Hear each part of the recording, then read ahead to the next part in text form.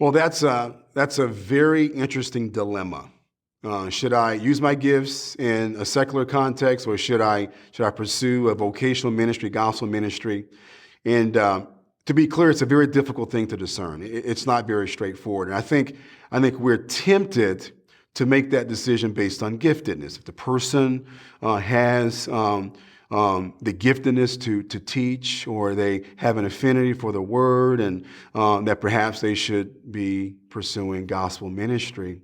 And I think the other thing, even, and very often, sometimes early in ministry, those who are gifted, those gifts have not flowered yet. They have not developed yet. And I think it's possible to be discriminatory against a gospel ministry calling.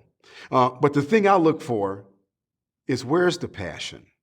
And I'm not talking about just the interest. I think there are a lot of people who can look at, say, a John Piper preaching or a Tim Keller teaching and think, I want to do that. That's what I want to do. I don't think that's the indicator.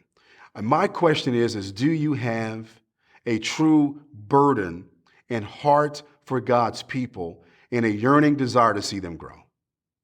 I think it begins there. I think the Lord does something in the hearts of those that He's calling to vocational ministry.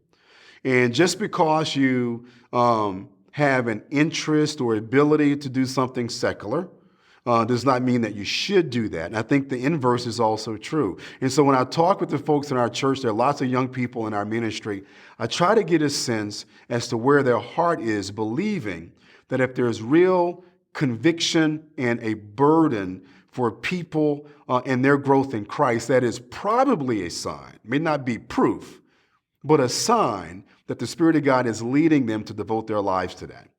And so I also encourage our young people to not have any anxiety over it. Don't feel like you got to get it right the first time. There's no time to waste, but there's no reason to rush.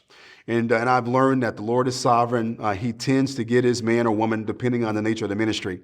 But I think following your heart and marrying that to your gifts is always a good pattern to follow.